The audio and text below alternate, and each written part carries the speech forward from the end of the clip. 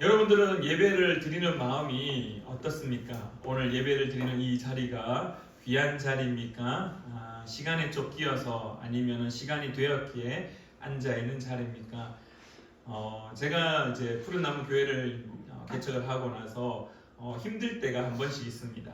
그게 언제이냐 하면은 여름 사역들이 있을 때도 참 많이 힘들지만은 특별히 이렇게 금요 기도회, 그 다음에 토요일 집회, 그리고 주일 예배 이렇게 세 번의 연속적으로 예배가 있을 때 예배 자체는 너무 좋습니다. 예배 자체는 뭐 드리면 너무 귀하고 어제도 유튜브로 또 보셨을지도 모르겠는데요. 어제 예배도 얼마나 귀하고 얼마나 좋았는지요. 근데 말씀을 준비하는 자의 입장에서는 사실 세 번 연속 설교를 준비한다는 게 쉽지만은 않습니다. 만약에 제가 설교를 진짜 잘하는 사람이고 설교 준비에 설교에 또 탁월한 사람이었으면은 쉽게 그렇게 말씀을 준비하고 말씀을 선포할 수 있겠지만은 제가 그렇지 못하기 때문에 말씀 한 번을 준비하기 위하여서 매일 성경을 싸매고 성경 앞에 그리고 책상 앞에 앉아서 엉덩이를 떼지 않고 앉아 있어도 정말 귀한 설교가 한 편 나올까 말까 할 정도인데 그렇게 하지 못하는 삶이지 않습니까? 개인의 삶도 있고 여러 가지 일들도 있고 하기 때문에 머릿속에 계속해서 말씀이 맴돌고 말씀이 떠오르고 그러면 얼마나 좋겠습니까? 근데 저도 마찬가지로 머릿속에 드라마가 한 번씩 떠오르기도 하고 세상의 이슈거리가 떠오르기도 하고 요즘 또 제가 즐겨보는 야구가 또 한창 재미있어서 요즘 또 삼성이 너무 재미있게 해가지고 삼성이 너무 요즘 잘해가지고 막 볼 때마다 홈런 치는 거 보면 너무 즐겁고 이런 모습들 때문에 때로는 말씀에서 떠나 있는 삶도 분명히 있습니다. 그런데 이렇게 금요 기도회도 해야 되고 토요일 날 집회도 코스 미니스트리의 정기 예배도 있고 주일 예배도 준비하다 보면은 왜 내가 야구를 봤을까? 왜 내가 유튜브를 보고 야구를 보면서 그 시간을 보냈을까? 차라리 그때 한 자라도 더 보고 책상 앞에 한 번이라도 더 엎드릴 거리라는 후회감이 들면서 나 멀었구나 라는 그런 생각도 많이 해봅니다. 그럼에도 불구하고 이 예배는 귀한 예배임을 믿습니다. 할렐루야. 오늘 드리는 예배가 하나님께서 기뻐 받으시는 예배 되기를 원합니다. 오늘 우리의 말씀의 제목은 신앙의 경직화를 깨트리라 라는 것입니다. 경직화라는 것, 경직이라는 게 무엇입니까? 병원에서도 참 많이 사용하는 단어인데요. 경직이라는 말은 좀 쉽게 우리말로 풀어 말하면은 마비라는 겁니다. 마비, 딱딱하게 굳어버리는 경우. 근데 어떨 때 마비가 되느냐, 어떨 때 경직화가 되느냐, 특별히 그리스도인에서의 삶을 살 때 언제 신앙의 경직화가 되느냐라는 질문을 저와 여러분에게 한번 드려봅니다. 오늘 예수님이 누가복음 12장에 바리새인들 그 무리와 모여있고 난 이후에 제자들에게 이렇게 이야기합니다. 예수께서 먼저 제자들에게 말씀하여 이르시되 바리새인들의 누룩 곧 외식을 주의하라라고 말씀하셨습니다. 도대체 바리새인들이 어떠한 모습이었길래 예수님은 그들을 향하여서 누룩이 있는 자라고 말하며 그 누룩 곧 외식을 주의하라라고 그렇게 말씀하셨을까? 오늘 본문 말씀은 12장이지만은 특별히 11장부터 이 말씀은 연결되어집니다. 11장에 예수님과 바리새인들, 율법학자들, 서기관들이 함께 모여 식사의 자리를 가집니다. 근데 이 자리에서 어떤 일들이 일어나냐 하면은 예수님이 계속해서 이 바리새인들을 책망합니다. 혼을 냅니다. 무엇이라고 혼을 내냐 하면 특별히 52절 말씀의 마지막으로 혼을 내는 게 이렇게 이야기합니다. 11장 52절에 화 있을진저 너희 율법 교사여 너희가 지식의 열쇠를 가져가서 너희도 들어가지 않고 또 들어가고자 하는 자도 막았느니라 하시느니라. 예수님이 바리새인들을 향하여서 서기관들을 향하여 율법학자들을 향하여서 계속해서 11장에 계속해서 화 있을진저 라고 계속해서 그들을 책망합니다. 그리고 난 이후에 이 바리새인들이 머릿속으로 싸맵니다. 과연 어떻게 할까? 이렇게 우리를 혼내는 예수 저 사람을 어떻게 할까? 그래서 11장 53절과 54절에 이렇게 이야기합니다. 거기서 나오실 때 서기관과 바리새인들이 거세게 달려들어 여러 가지 일을 따져 묻고 그 입에서 나오는 말을 책 잡고자 하여 노리고 있더라. 지금 예수님이 바리새인들과 서기관들과 율법학자들과 함께 모여서 무슨 얘기를 했겠습니까? 결국은 성경에 대한 얘기, 복음에 대한 얘기, 하나님의 나라에 대한 말씀을 계속해서 나누는데 한 가지 딱 걸렸던 겁니다. 그게 무엇이었냐면은 이 바리새인들의 신앙을 보니까 문제가 있어요. 문제. 그래서 52절에 이렇게 이야기합니다. 율법 교사여, 너희가 지식의 열쇠를 가져가서, 지식의 열쇠, 하나님의 나라를 이루는 삶들, 이 땅 가운데 하나님께서 말씀하신 그 뜻하신 바를 이루어내는 삶에 대한 것을 너희들이 가져가서 이 성경의 말씀을 받아서 너희도 들어가지 않고, 성경의 지식은 있으나 너희도 그 하나님 나라를 이루지 않고, 심지어 또 들어가고자 하는 자도 못 들어가게 막아버렸다라고. 오늘 예수님이 12장 1절 말씀에 이것을 무엇이라고 표현했냐면은 누룩이다라고 표현하고 있습니다. 누룩이라는 것을 우리가 잠시 한번 살펴보면은 여러분들 다 아실 겁니다. 누룩은 일반적으로 한국에서는 이 술을 빚는 데 사용되는 효소라고 해야 될까요? 효모라고 해야 될까요? 그 곰팡이. 그래서 발효할 수 있게끔 하는. 근데 이스라엘에서는 우리가 알고 있는 성경에서 누룩이라는 것은 이 술을 빚는데 사용하는 기록보다는 빵을 굽는데 많이 사용되었습니다. 그래서 우리가 성경 속에 이 무교병이라는 말과 유교병이라는 말을 쉽게 접합니다. 예수님이 아니죠. 하나님께서 모세를 통하여서 출애굽할 당시 유월절날 어떻게 이야기합니까? 너희들은 허리에 띠를 띠고 신을 신고 급하게 달려갈 준비를 딱 하고 출애굽할 준비를 딱 하고 빵을 하나 먹어야 되는데 무슨 빵을 먹어야 되냐면은 무교병을 먹어라. 무교병. 무 없을 무자. 누룩이 없는 빵. 유교병은 있을 유절에서 누룩이 들어간 반죽으로 만든 빵. 그래서 무교병은요 납작합니다. 혹시 여러분들 기억하실지 모르겠지만은 저희 푸른나무 교회 첫 번째 개척을 하고 난 이후에 여기 공간에서 예배를 때 첫 성찬을 할 때 제가 특별히 첫 성찬식에 너무 감격스러워서 이스라엘에서 직접 구매를, 그러니까 제가 현지에서 구매를 해서 온 건 아니고 이스라엘에 팔고 있는 제품을 인터넷으로 해외 직구를 해가지고 맞자라는 거, 무교병 그걸 가지고 저희들이 이렇게 부셔서 성찬 예식을 할 때 예수님의 몸이라고 말하면서 그렇게 나누었던 그 떡, 그 빵. 그때 제가 드렸던 혹시 기억하시나요? 바삭바삭하고 그 참 크래커 같은 정말 아무 맛도 없는 그냥 납작한 빵, 그냥 납작한. 하지만 유교병은 이 누룩이 들어가서 우리가 소위 이제 빵집에 가서 베이커리에 가서 살 때 빵이 이렇게 부풀어 있고 큼지막하고 윤기가 나고 먹음직스럽게 이렇게 부풀어 있는 상태. 성경에서는 이 빵을 만들 때 누룩을 넣거나 넣지 않거나, 특별히 우리가 알고 있는 유월절에는 넣지 않았던 빵, 이 무교병을 먹었던 절기라고 알고 있습니다. 그러면서 동시에 이 누룩에 대한 이야기들을 어떻게 이야기하냐면은 고대 이스라엘뿐만 아니라 이스라엘 주변에 있었던 수많은 나라들에도 이 누룩에 대해서 이 상징성을 한 가지 가지고 있습니다. 그 중에 한 가지를 이야기 드릴 텐데요. 그리스의 전기 작가인 플루타르코스, 어떤 영웅의 이렇게 기록, 이순신 장군의 일대기 이런 식의 그런 영웅들의 이야기들을 기록하던 전기 작가가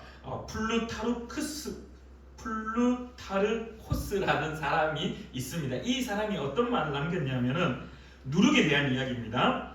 그것 자체도 부패의 산물일 뿐 아니라 함께 섞이는 반죽에서도 부패를 초래하는 것, 그것이 곧 누룩이다. 그래서 누룩이라는 의미가 이스라엘에서도 마찬가지, 지금은 우리에게 누룩은 빵을 맛있게 부풀려 주는 것, 술을 맛있게 빚을 수 있게 쓰는 것, 이런 것들로 삶의 좀 귀한 거라고 좀 필수 용품으로서 그렇게 인식되어져 있었지만은, 그들에게도 누룩은 생활의 필수품이지만 이 누룩이 점차 들어간 반죽이 부풀어 오르고 그 반죽이 오래되면은 소위 말해 우리의 숙성의 과정이 아니라 오래되면은 변질되고 부패되어지는 것, 이러한 것들로 인해서 누룩에 대한 개념이 그렇게 좋지만은 않았던 것으로 보여집니다. 그래서 아마 예수님도 이 바리새인과 서기관들, 율법학자를 향해서 그들의 행동하는 모습을 이 누룩이다라고 평가하고 있다는 겁니다. 누룩을 넣은 반죽을 오래 두면은 그 반죽은 부패합니다. 그래서 이 예수님께서 말씀하고 있었던 이 누룩의 의미는 이 바리새인들이 얼마나 부패했는지 보여주는 겁니다. 여러분들, 누룩 자체는요 나쁜 것이 아닙니다. 누룩 자체는 나쁜 것이 아닙니다. 누룩 자체는 오히려 우리의 생활에 필수품과 같이 그들의 빵을, 주식이었던 빵을 맛있게 해줄 수 있는 하나의 필수 용품 중에 하나였습니다. 그래서 오늘 11장 52절에도 나오듯이 너희가 지식의 열쇠를 가져가서 라고 할 때 그 지식의 열쇠, 구원에 있어서 필수 용품, 필요한 것들, 꼭 필요한 하나님의 은혜, 하나님의 말씀, 그 말씀을 가졌으나, 그러나 그 말씀이 어떻게 되었느냐, 그 말씀 자체가 변질된 것이 아니라 그 말씀을 가지고 있는 사람이 어떻게 됐느냐, 부패하게, 변질되기 시작하였다는. 그래서 오늘 이 부분을 저는 이렇게 표현하고자 합니다. 부패 이꼬르, 누룩 이꼬르 신앙의 경직화라고 이야기를 하고 싶습니다. 예수님 오늘 누가복음뿐만 아니라 마태복음에도 이렇게 고백합니다. 마태복음 16장 6절에 예수께서 이르시되 삼가 바리새인과 사두개인들의 누룩을 주의하라. 마가복음 8장 15절에도 예수께서 경고하여 이르시되 삼가 바리새인들의 누룩과 헤롯의 누룩을 주의하라. 누룩을 주의하라. 근데 오늘 이 말을 저는 오늘 여러분들과 이렇게 이야기하고 싶습니다. 신앙의 경직화가 되어 있는 모습. 누룩 자체가 나쁜 게 아닙니다. 누룩이 필요합니다. 빵을 맛있게 하려면은, 빵을 부풀어 올리게 하려면 누룩이 필요한 겁니다. 술을 빚으려면 누룩이 들어가야 됩니다. 그게 당연한 겁니다. 근데 그것 자체가 나쁘다는 것이 아니라 그걸 가지고 있는 그 사람이 그것을 어떻게 활용하느냐에 따라서 결국 부패가 되느냐 아니면 맛있는 빵이 되느냐라는 것이죠. 오늘 성경에서 예수님이 말하는 이 바리새인과 서기관들, 율법학자들이 가졌던 누룩은요, 결국 바리새인들이 그것을 가진 이후에 부패된 상태, 변질된 상태. 오늘 제가 여러분들과 나누고 싶은 단어는요, 신앙의 경직화, 신앙이 마비되어 버리고 신앙이 딱딱하게 굳어진 상태가 되었다는 겁니다. 첫 번째 모습은 외적인 경직입니다. 외적인 경직. 보여지는 경직들. 무엇이라고 표현할 수 있을까요? 보여지는 경직은, 말 그대로 외적 경직은 사람들한테 보여지기 위한 겁니다. 예수님이 바리새인들과 사두개인들한테 어떻게 이야기합니까? 기도할 때 너희는 저들처럼 중언부언하는 기도하지 마라 라고 이야기해요. 왜냐? 보여주기 위한 것들이니까. 오늘 새하늘 성경에서 어떻게 이야기합니까? 제일 마지막에 이렇게 이야기합니다. 바리새파 사람의 누룩에 경계심을 가지세요. 그들은 겉 다르고 속 다른 사람이다. 사람들에게 보여주기 위하여 신앙생활하고 있는 모습들. 많은 사람들에게 칭찬받을 수 있죠. 아, 저 사람 참 신앙생활 잘하고 있구나. 새벽기도도 빠지지 않고, 주일 예배도 빠지지 않고, 수요 기도에도 빠지지 않고, 금요 기도에도 빠지지 않고, 누가 봐도 저 사람 참 잘하고 있구나 라고 평가받을 수 있지만 스스로는 알고 있다는 겁니다. 바리새인들이 하는 기도, 바리새인들이 하는 신앙생활들, 바리새인들이 그 당시 하고 있었던 종교 지도자로서의 모습은 어떻게 되어 있었느냐? 경직화되어 굳어 있었다는 겁니다. 복음의 그 의미를 가지고 있었으나 그러나 그것이 그의 삶을 변화시키는 것이 아니라 오히려 그의 삶이 경직되어 버린 모습들. 이것을 외적인 외식이라고 말할 수도 있고, 외적 경직, 외적인 누룩을 가진 모습이라고 말할 수 있습니다. 근데 외적인 모습만 가지고 있느냐? 아니요. 내적인 모습도 있습니다. 내적 외식, 내적 누룩, 내적 신앙의 경직화가 우리의 삶 가운데 분명히 있습니다. 어떻게 드러나느냐? 이거는 반대로 많은 사람들 앞에서가 아니라 혼자 있을 때입니다. 혼자 있을 때도 여러분들 자신의 삶을 한번 돌아보십시오. 혼자 있을 때 나에게 누룩이 있다고, 혼자 있을 때 내 신앙이 경직화되어 있다고, 혼자 있을 때 여러분들 하나님이 없는 것처럼 행동하는 것, 혼자 있을 때 방종하는 것, 혼자 있을 때 자유다, 이제 내 마음대로 해도 된다라고 하는 생각들, 그게 바로 내적 신앙의 경직화라는 겁니다. 사랑하는 우리 푸른나무교회 성도님들은 이 신앙의 경직화를 깨트리시기를 간절히 축원합니다. 많은 사람들한테 보여주기 위한 것으로 신앙생활을 쌓아가지 않기를 간절히 바랍니다. 나 혼자 있을 때 아무도 보지 않는다고 해서 이제 더 이상 숨기지 않아도 된다고 해서 나의 본인의 모습을 드러낸 채 그냥 마음대로 자유라고 이야기하고 방종하는 그런 내적 신앙의 경직화를 깨트리시기를 간절히 축원합니다. 여러분들이 신앙의 경직화를 깨트리는 것 첫 번째 방법을 소개하겠습니다. 그 첫 번째 방법은요, 무엇이냐면은 바로 정직함이랍니다. 정직함. 이사야 26장 7절 말씀에 이렇게 이야기합니다. 의인의 길은 정직함이요 정직하신 주께서 의인의 첩경을 평탄하게 하시도다. 아멘. 정직함. 겉 다르고 속 다르다는 것이 무엇입니까? 정직하지 못하다라는 겁니다. 사랑하는 우리 푸른나무교회 성도님들, 사람들한테 보이려고 하지 않기를 바랍니다. 하나님은 다 아십니다. 내가 아무리 사람들의 눈에 보이기에 좋아서 칭찬받는 행동을 하더라도 그것이 만약에 딱딱한 모습이고 신앙의 경직화가 되어서 보이기 위한 행동이라면은 사람들에게는 칭찬받겠죠. 그러나 하나님은 다 알고 계시다라는 겁니다. 예수님께서 말씀하셨습니다. 내가 누구를 좋게 할 것이냐? 사람을 좋게 하랴? 하나님을 좋게 하랴? 예수님은 오늘 우리에게 말씀하십니다. 그들의 누룩, 그 외식을 주의하라, 경계하라. 그들은 이미 신앙이 경직화되었다. 마비되어버렸다. 그러니 너희들은 정직한 모습으로 주님 앞에 나아오라. 그래서 제가 즐겨 부르는 찬양이 있습니다. 주 예수께 조용히 나가라는 찬양이 있습니다. 그러니까 저는 조용히 항상 제가 다른 교회 사역할 때도 그랬었고 우리 푸른나무 교회에서도 예배드릴 때 금요 기도할 때 혹시 이 찬송가 보면 항상 조용히라는 말을 바꾸어서 정직히라고 말합니다. 주 예수께 정직히 나가. 이 정직히 나간다라는 거 말은 쉽지만 사실 쉽지 않습니다. 왜? 보는 눈이 많으니까요. 바리새인들이, 서기관들이, 율법학자들이 처음부터 그렇게 변질되었을까라고 질문하면요, 아마 그러진 않았을 겁니다.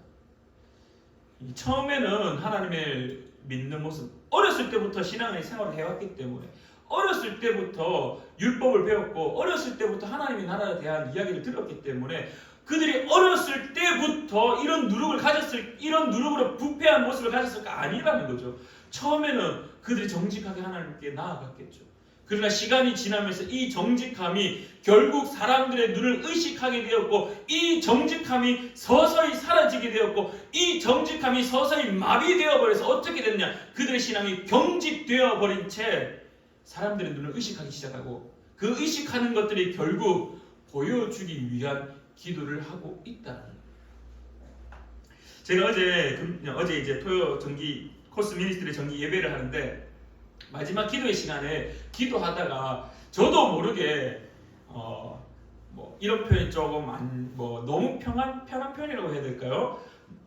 제가 앞에 무슨 기도를 했는지 잠시 기억이 안 나는데 어떤 단어를 썼냐면 나발이고라고 이야기를 했습니다. 혹시 이런 말 씁니까? 뭐고 나발이고 가네 같이 하라, 이런 말 우리 자주 쓰지 않습니까? 말이고 나발이고, 이 나발이라는 말이 사실 이 기도의 용어로는 그냥 조금 어떻게 보면은 부적합한 용어일 수도 있습니다. 근데 기도의 용어에 적합한 용어가 어디 있고 부적합한 용어가 어디 있겠습니까? 하나님 앞에 나아갈 때 순수한 마음과 정직한 마음, 그 당시에 내가 표현할 수 있는 그 정직함으로 하나님께 고백하는 것, 이 나발이고 하고 나니까 저희 이제 다 끝나고 나서 저희 찬양팀의 한 집사님이 목사님 오늘 기도할 때 나발이고 하는데 갑자기 혹 해갖고 너무 놀라고 너무 웃기고 막 그랬습니다. 어떻게 기도할 때 나발이고라는 말을 그럴 수도 있겠구나라는 생각을 했었는데요. 어쨌든 중요한 것은 기도의 용어에 적합한 말을 사용해야 된다는 그 생각들, 그것에 너무 집착한 나머지 잘 알잖아요. 우리가 기도할 때 거룩하신 하나님, 어제도 계셨고 오늘도 계시고 거룩하시고 영광 받으시기에 합당하시고, 중요하죠. 그런 표현하는 거 참 귀하죠. 정말 정직하게 그런 표현을 한다라면 그게 얼마나 좋은 표현입니까? 하지만 우리가 사실 그런 표현을 할 때 정직함으로 하는 것인지, 아니면은 다 그렇게 하니까, 아니면은 내가 대표 기도하는 자인데, 내가 그래도 장로인데, 내가 그래도 안수 집사인데, 내가 그래도 권사인데, 내가 그래도 교회에서 집사인데, 그래도 이런 용어는 좀 써야 되지 않을까? 하나님 앞에 하는 기도가 아니라 사람들 귀에 즐겁게 하기 위해서 혹시 그런 용어를 쓰고 있다라면 나도 모르게 내 속에 복음의 지식이 있지만 그것이 마비되어 버리고 경직화가 되어가고 있다라는 것이 아닐까요? 이사야 26장 7절 말씀에 다시 한번 말씀하기를 의인의 길은 정직함이라고 이야기합니다. 또한 정직하신 주께서 의인의 첩경을 평탄하게 하신다라고 말씀하십니다. 사랑하는 우리 푸른나무 교회 성도님들, 신앙의 경직화를 깨뜨릴 수 있는 것은요, 다시 한번 주님 앞에 정직하게 엎드리는 겁니다. 정직한 것. 두 번째는 무엇이냐 하면, 신앙의 경직화를 깨뜨리는 두 번째는요, 정직함과 유사한 겁니다. 바로 순수함입니다. 순수함. 시편 119편 140절에 이렇게 이야기합니다. 주의 말씀이 심히 순수함으로 주의 종이 이를 사랑하나이다. 주님께서 우리에게 보이시는 사랑은요, 정직한 사랑입니다. 주님께서 우리에게 보이신 사랑은요, 또한 순수한 사랑입니다. 순수하다라는 것은요, 자기의 유익을 구하는 것이 아닙니다. 자기의 이익을 더 청구하는 것이 아닙니다. 자기의 이익을 추구하고 자기의 유익을 추구했다라면 하나님이 왜 예수님을 이 땅에 보내셨겠습니까? 왜 하나님이 예수 그리스도를 이 땅에서 십자가에 못 박게 죽이기까지 하셨겠습니까? 하나님이 자신의 유익을 위한다라면 그 일 하지 않았을 겁니다. 예수님도 그 일 하지 않았을 겁니다. 그러나 예수님은 우리를 향한 사랑이 순수하셨기 때문에, 정직하셨기 때문에 그 일들을 감당하셨다라는 겁니다. 사랑하는 우리 푸른나무교회 성도님들은 이 순수함을 다시금 끄집어내시기를 간절히 축원합니다. 바리새인들이, 서기관들이, 율법학자들이 처음부터 외식하는 자는 아니었을 거라고 저는 생각합니다. 그들도 처음에는 정직했을 겁니다. 왜? 어렸었기 때문에. 어렸을 때는 정직함이 있을 수 있습니다. 어렸을 때는 순수함이 있습니다. 그 첫사람들, 그 하나님에 대한 성경을 대한 공부를 하다가 하나님은 이런 분이구나라는 그 첫사랑, 그 첫 정직함들, 첫 순수함들, 그러나 이가 시간이 지나면서 변질되었기에 오늘 예수님은 그들을 향하여 외식하는 자라고, 그들을 향하여 화 있을진저라고 이야기하고 있다는 겁니다. 다시 한번 말씀합니다. 11장 52절에 이렇게 이야기합니다. 화 있을진저 너희 율법교사여, 너희가 지식의 열쇠를 가져가서 너희도 들어가지 않고 또 들어가고자 하는 자도 막았다라고 얘기해요. 그들은 정직함을 잃어버렸고 그들은 순수함을 잃어버렸기 때문에 자기의 유익을 추구하기 위하여서 결국은 하나님이라는 것을 사용하는 자, 하나님이라는 것을 이용하는 자, 율법이라는 것을 이용하는 자로 변질되어 버렸다는 겁니다. 오늘 저와 여러분에게 반문합니다. 여러분들은 어떻습니까? 여러분들의 순수한 신앙은 여전히 순수하십니까? 아니면은 그 순수한 신앙이 변질되어서 하나님을 내 유익을 위하여 이용하고 있지는 않습니까? 하나님을 의지하는 것과 하나님을 이용하는 것은 너무나 당연한 겁니다.